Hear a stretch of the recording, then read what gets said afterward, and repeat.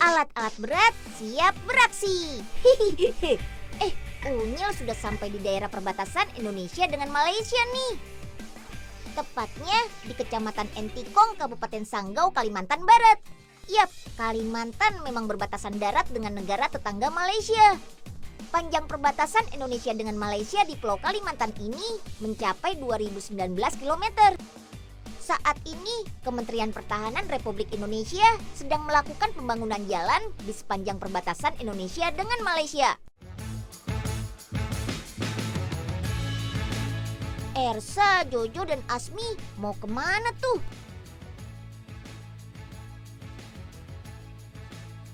Teman-teman Unyil pasti penasaran kan?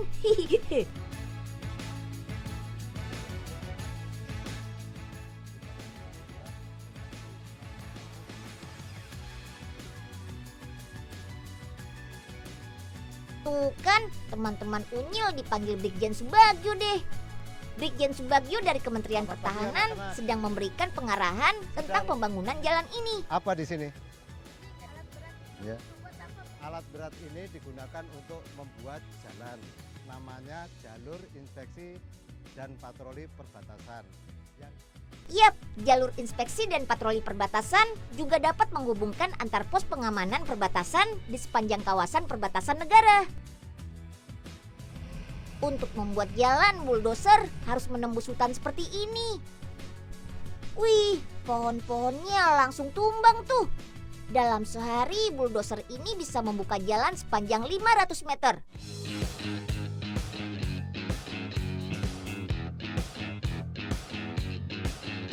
Tahap pembuatan jalan selanjutnya adalah membentuk badan jalan. Oh iya, badan jalan ini mempunyai lebar 7 meter. Kalau ekskavator ini sedang membuat tebing dengan kemiringan tebing yang telah ditentukan. Fungsi tebing ini untuk mencegah terjadinya longsor.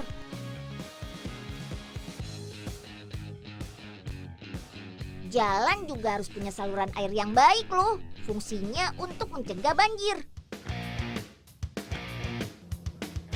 Tahun 2015 ini akan dibuat 309 km jalur inspeksi dan patroli perbatasan.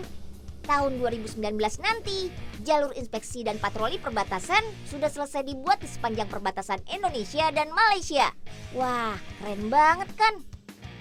Jalur inspeksi dan patroli perbatasan ini nantinya akan diperkeras menggunakan pasir dan batu kerikil. Wih, mantap banget ya! Kalau masyarakat seperti kami, apa boleh lewat sini? Masyarakat juga boleh lewat di sini. Jalan ini adalah salah satu sasaran pembangunan visi. Pemasangan teknologi pemantauan ada helipad dan masing-masing pos akan dilengkapi dengan alat komunikasi dan alat transportasi. Sudah jelas, anak-anak? Sudah, Pak. Sebagian jalan yang selesai dibuat telah dimanfaatkan oleh masyarakat. Biasanya mereka harus berjalan kaki melewati hutan untuk sampai ke ladang. Jarak 5 km butuh waktu sekitar 1 jam.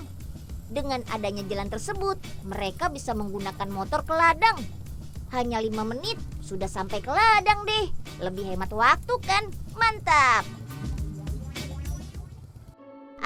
Akhirnya sampai juga nih di lokasi pembuatan jalan.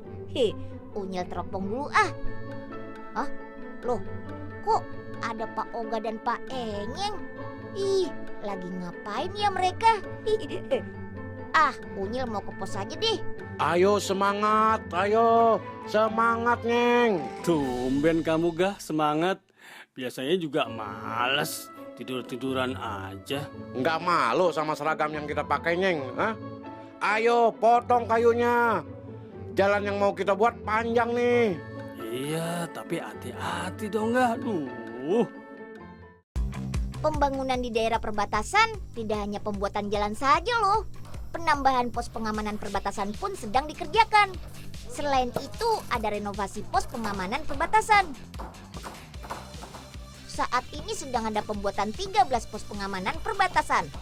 Dengan banyaknya pos pengamanan perbatasan, daerah perbatasan pun akan semakin aman.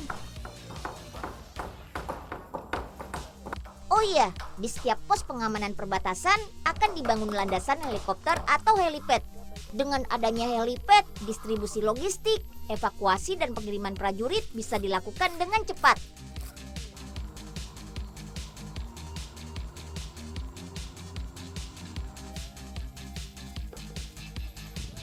TNI dan masyarakat juga bergotong royong membangun sarana umum di daerah perbatasan loh. Seperti jalan yang terdapat di Desa Semangit, Kecamatan Entikong ini. Jalan sepanjang 740 meter ini hasil gotong royong TNI dengan masyarakat. Jalan pun sudah dimanfaatkan oleh masyarakat sekitar. Ada juga lapangan voli di Kecamatan Sekayam. Masih banyak sarana umum yang telah dibuat TNI bersama masyarakat perbatasan. Pembangunan sarana umum ini merupakan bakti TNI di daerah perbatasan.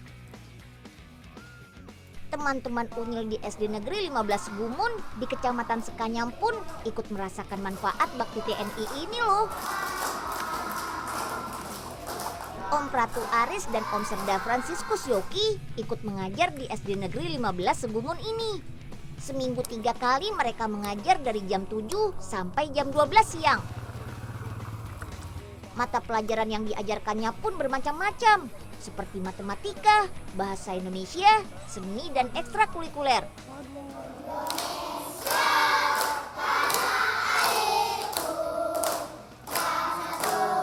Om Pratu Aris sedang mengajar nyanyi tuh, lagu-lagu nasionalisme, biar makin cinta kepada tanah air Indonesia. Sedangkan Om Serda Franciscus Yoki mengajar baris berbaris. Siap, gerak!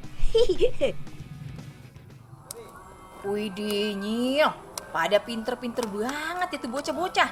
Iya dong, Pok. Kan diajarin langsung sama Om Tentara. Mantep dah kalau begitu ya, Nyil. Biar makin banyak dah ya kegiatan-kegiatan bakti di TNI macam kayak begini nih, Nyil. Iya, Pok. Biar makin maju daerah perbatasan kita. Masyarakat dan teman-teman Unyil jadi ikut merasakan manfaatnya deh. Merdeka! Ayam terbang. Dah, ngagetin Pok aja sih, Nyil.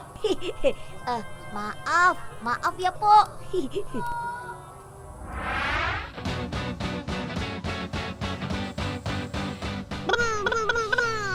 Dengan motor trail, om-om tentara siap untuk patroli patok perbatasan. Mantap!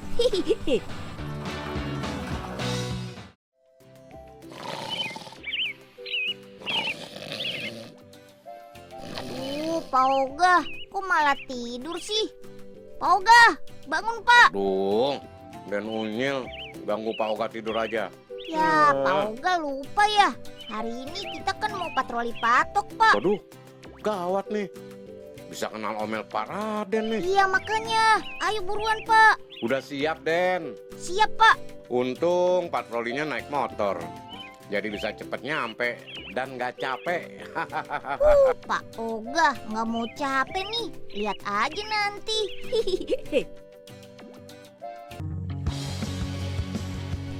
Tergabung dalam Satuan Tugas Pengamanan Perbatasan Yonif 644 Walet Sakti yang berada di Pos Gumun, Kecamatan Sekayam, Kalimantan Barat. Komandan patroli adalah Letnan 2 Infanteri Ahmad Haryanto. Perlengkapan sudah siap semua nih. Come on, kita berangkat. Patroli ini bertujuan untuk mengecek keberadaan patok perbatasan Indonesia dengan Malaysia. Ya, patok merupakan tugu yang dipasang sebagai batas dua negara.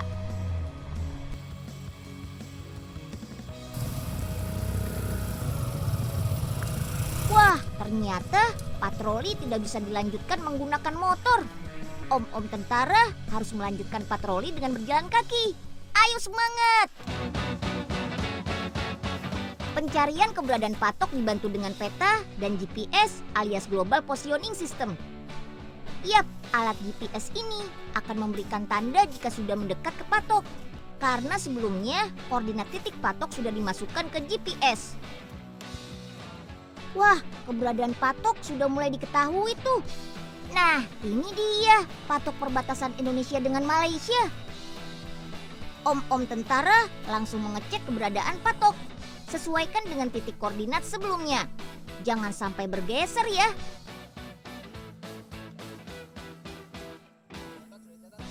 Wah, Rimus, Rusli, dan Frankie kenapa kalian ada di sini?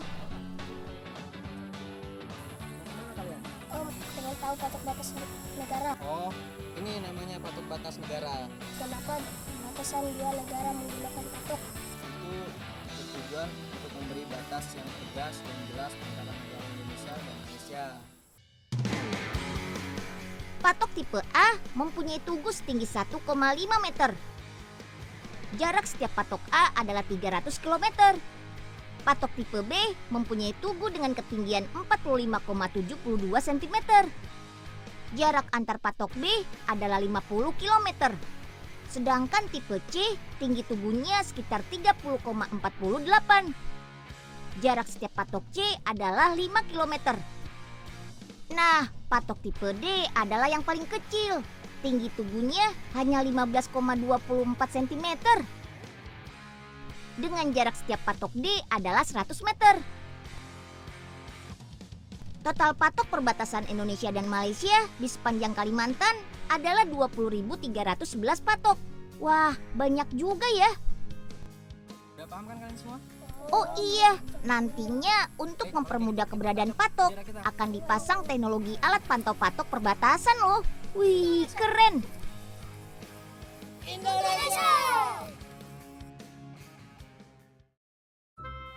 Nah, ini dia patok batas Indonesia dengan Malaysia. Ini harus kita jaga. Loh, gimana ini? Ugah sama Unyil. Masa saya duluan yang sampai dipatok? Aduh, Pak Raden. Pak, maaf ya Pak, kami terlambat. Tidak apa-apa, Nyil. Yang penting ya, bukan sampai ke patok.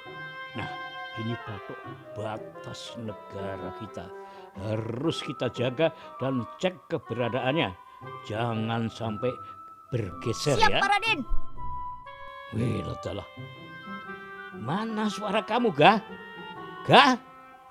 Gah, kamu Aduh, ngerti Pak. kan, Gah? Saya udah nggak kuat, Pak. Capek banget. Duh. Wih, ladalah. Jaban bayi. Lah kok sampai pingsan segala kamu, Gah? Gah. Pak Oga. Masa kalah sih sama Unyil dan Pak Raden?